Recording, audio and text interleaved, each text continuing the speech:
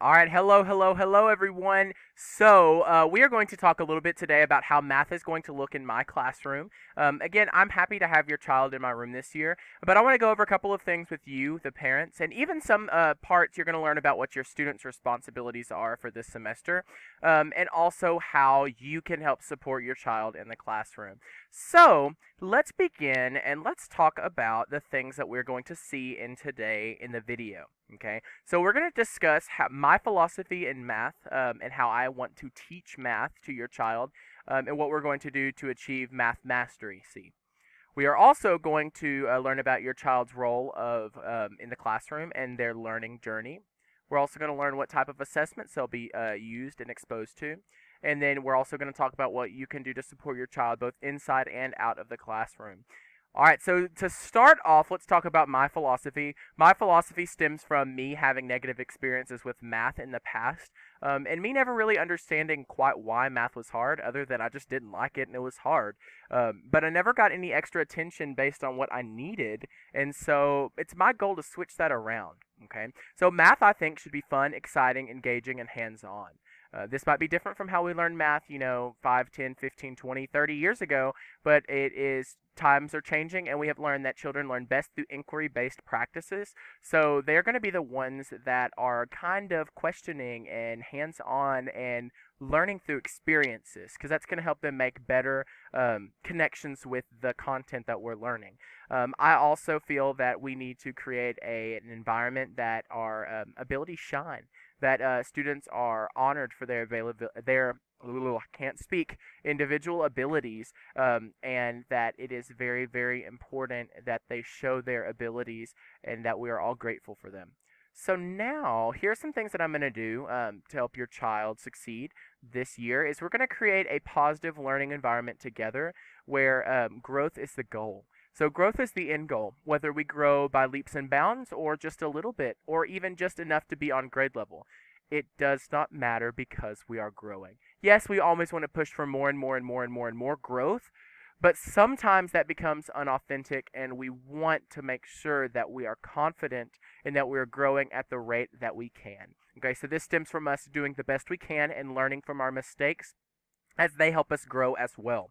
So we are also going to make math fun and engaging this year through hands-on experiences that are engaging and relevant to real-life situations and circumstances. So problem solvers are needed right now. There are statistics that are out that talk about how a lot of the career fields for in 2024 or 2028 or 2030, some of them haven't even been created yet.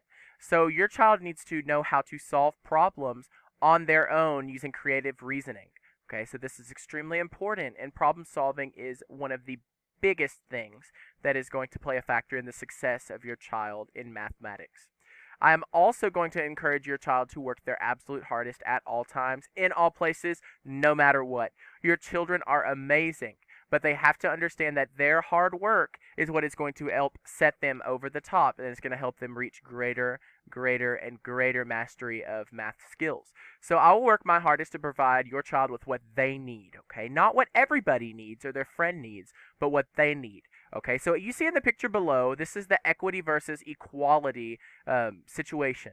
And the argument that everybody needs equality. We hear that in the news, we hear that in the media, that everybody needs equality, equality in public schools, equality everywhere. And while the concept of equality is great, everybody getting what they need and being supported, it does not actually play out quite that way in the classroom or at school. We want equity. We want each child to get what they need and it to be individualized. My goal as a teacher is to provide exactly what your child needs. You can look at the picture and see that all of that family did not need the same thing. So really, one stool didn't help the littlest child because he needed two. The middle child, the one was okay, but dad, did he really need one? No, because he gave up, he took one, and the little child didn't get the opportunity to have one as well. So we're going to fix that by providing your child with exactly what they need in order to succeed. So now we're going to talk about what your child's goal is and their role in the learning journey. Okay, so their goal is always growth, but they're going to achieve this by leading their own learning journey. Okay, they're going to be the leader. I'm the teacher and I'm the facilitator. I'm going to help guide them in the right direction, but I'm not going to specifically lead, direct, and dictate exactly how they do things, when they do things, what strategies they use, what they show, okay? If they can learn and be able to use skills that we have learned throughout the year, semester, and they're able to come to the right answer, and they're able to confidently tell you and show you why they did that, then we have reached our goal, and they are doing a great job. So, your child is going to learn whenever it is student centered and inquiry based. We talked a little bit earlier about inquiry based, but this is going to flip the role from it just being direct teaching, where I am teaching the student exactly what they need to do, how they need to do it. This is going to switch it to where the student questions why we're learning this way. How can I change it? How am I seeing it in my head, and how can I get that on paper? That is going to help them make connections and really be able to understand and explain what they're doing and why they're doing it and how they did it. Because it's important, the explanation part is important, okay? So I will work closely with your child to make sure that they are following my 3 rules, okay? My 3 rules are that they are respectful, responsible, and ready to learn at all times, in all places, no matter what. Okay, so I'm going to make sure that they're following these 3 rules at all times, and I'll let you know if there are any situations where they might not be completely following these rules or guidelines. So now your child will be frequently around and exposed to assessments. That word assessment scared us, but it really can be so simple. It can even be a simple conversation to see where your child's at, how they're doing, just through me analyzing what they said and their explanation, or even them asking a question tells me what they might need help with. All right, so some of these tests, or not tests, but assessments, will be completed through their portfolio via Seesaw, the application that will be our line of communication and our kind of a data saver. It's kind of like our cloud for the classroom, where they will show their work and you'll be able to see everything that we do in the day, which is super exciting and fun. You'll also see their numerical grades in Skyward Gradebook. This is going to tell you where they might be lacking if they made a low grade on subitizing, the subitizing exit ticket.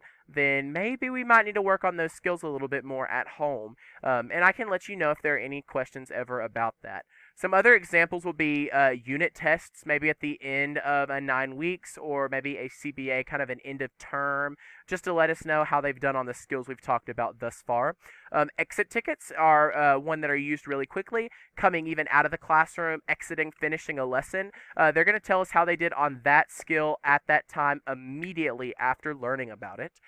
Work samples that are going to be graded on a rubric that I create. I'll let you know some skills that they are lacking upon and how we can improve upon those. We're going to do a student work sample where they're going to be able to elaborate. This probably will be done and completed via Seesaw.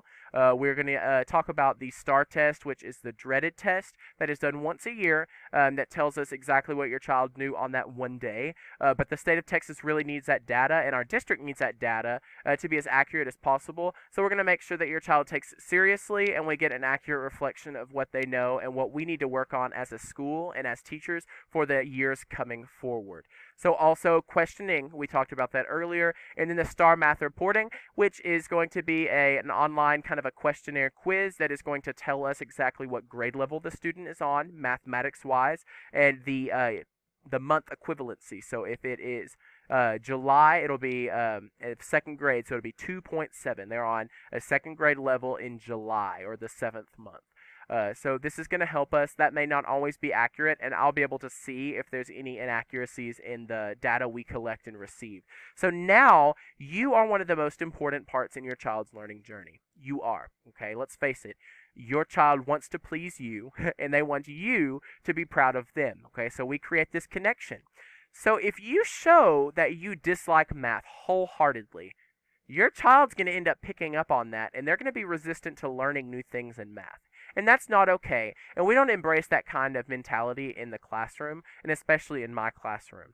So what we're going to do as parents is we're going to fix some of these things because it's super simple. All you have to do is demonstrate that you have a positive attitude towards math.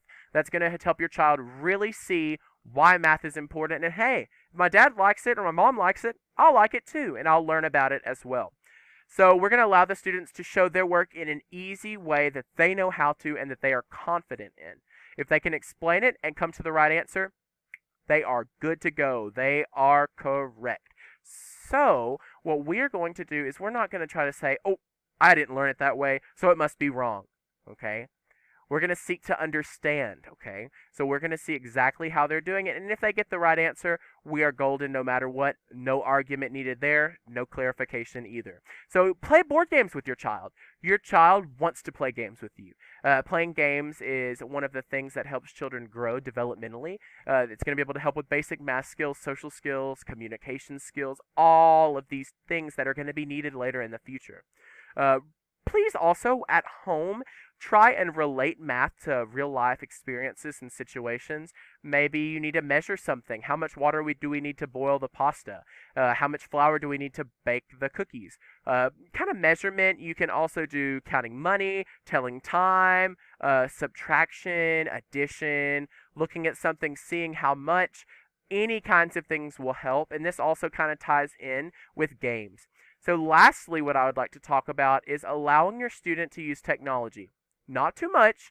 There's a fine line between not enough and too much. Let's find that fine line and let's use quality apps that are on your child's grade level, okay? So we don't want apps that are easy peasy, lemon squeezy. We want apps that are on your child's grade level that is going to help push them forward and help them grow. Because remember, growth is the goal. And there's a video link right down here. You're going to get the link to this PowerPoint. On this slide, click on the link, and it will pull up a YouTube video that are tech tips from teachers, okay? And teachers that are highly trained in the field of mathematics. They're going to tell you what to look for, okay? They're going to let you know what apps are going to be good and how to pick those out.